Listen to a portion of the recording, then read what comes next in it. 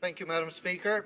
I would first like to start off my speech today by congratulating my former colleague, the Honourable Judy Foote, on today's announcement. As she has been named the next Lieutenant Governor of Newfoundland and Labrador. On behalf of all the Newfoundland Labrador Caucus and all Newfoundlanders and Labradorians, we congratulate you, Judy, and are incredibly proud of your accomplishments. I'm so pleased today to stand to speak to our 2018 budget, a budget about equality and growth, a budget for a strong middle class.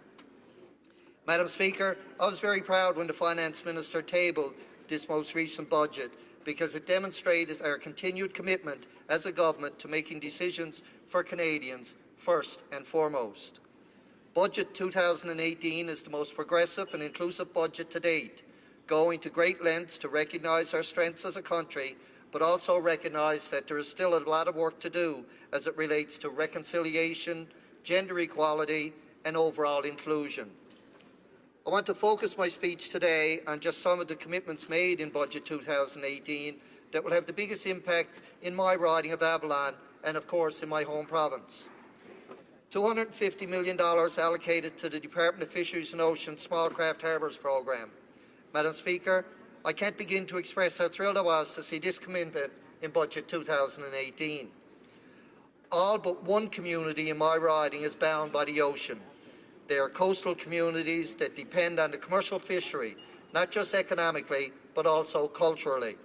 Small craft harbours facilities in Avalon are essential to the fishing industry, and indeed this goes for small craft harbours across the country. This investment means that facilities that are in desperate need of repair and those needing expansion can get the work done and make sure that our fishers are safe and protected before they even go out to sea. I know many of my colleagues across the country will join me in applauding this critical investment for rural and coastal communities. Furthermore, Budget 2018 allocates $21.6 million over 2 years to renew the Sustainable Aquaculture Programme. As we know well in Newfoundland and Labrador, aquaculture is an ever-growing industry and is becoming more important and popular every year. We know that making sure that aquaculture is done safely and sustainably is incredibly important to the health of our wild fish stocks and ultimately of Canadians. Investing and continuing to invest in this program means that those in the aquaculture industry can continue to keep their farmed fish well contained and invest in research for best practices for the future. In the 2018-19 fiscal year, there will be $58.2 million in new funding for the Atlantic Fisheries Fund. I was with my colleagues in Newfoundland at the Marine Institute when our government announced the Atlantic Fisheries Fund.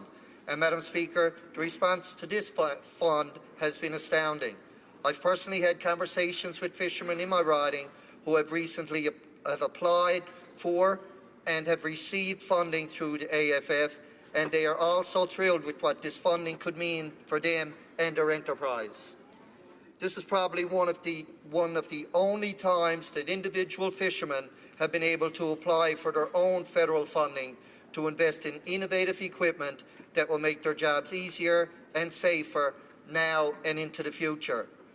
Stimulating the fisheries in Atlantic Canada, an industry that has been suffering recently, that's no question, is so critical for the vitality of rural coastal communities and the people that live in them, like many of mine in Avalon. I didn't say thank you to our Fisheries Ministers and Oceans for his I didn't say thank you, but I certainly will, to the Minister of Fisheries and Oceans for his continued faith and consideration for our fishers. Madam Speaker, Canadians look to the government to make strategic decisions and move forward on projects that will benefit them and their neighbours today and well into the future. Canadians were vocal in their support of a national farmer care programme, and to see the announcement in Budget 2018 that our government will be moving forward on this initiative with an advisory council was fantastic. We know that taking on a project of this size and importance will require a lot of work and research so that we can get it right for Canadians. I am very excited to follow the work of this advisory council as they discover what farmer care plan will be the best for our country in the future. Madam Speaker, when I was elected in 2015, I quickly learned the value of the Regional Development Agency in Newfoundland and Labrador, ACOA, or the Atlantic Canada Opportunities Agency. ACOA is a vital resource for local businesses, community organizations, and innovators in my riding. I've seen many groups thrive thanks to ACOA funding since I've been elected. That is why I was thrilled to see that in this budget we have continued investment in the agency with an additional $48 million, $8 million of which our government has earmarked specifically to support women entrepreneurs. I am sure that not only my constituents, but constituents of many of my colleagues across Atlantic Canada are thrilled to see this commitment to support women in business.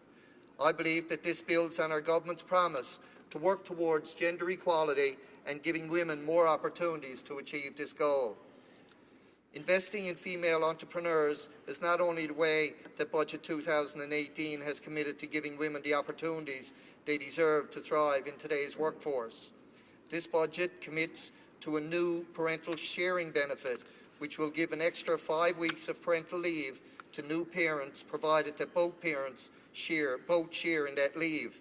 This is a revolutionary change, as it incentivizes women and dads, women and men, to share the responsibility of maternity leave, giving women the opportunity to get back to doing what they love and are passionate about earlier. On this side of the House, we know that women are a force and strength in the workplace. They are leaders, innovators, and incredible minds, and are assets to any company or department. Simultaneously, we know that men can be compassionate and loving fathers who want to be a part of their children's early days, just as much as moms do. That is why this new parental sharing benefit not only recognizes the value of both women and men have as employees, but also as parents, giving them both equal opportunities at home and at work.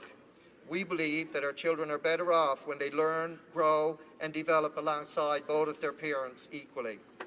Each of us in this House know family members, friends, or constituents that would have loved to avail of this kind of opportunity for themselves and their kids. With this new benefit, we will have stronger families, kids, and workforces. I know many of my colleagues would agree with me when I say that I could go on and on in this House today speaking about Budget 2018. The continued investments are welcomed by me and my constituents, and the new initiatives announced by the Finance Minister last month in this budget are as well.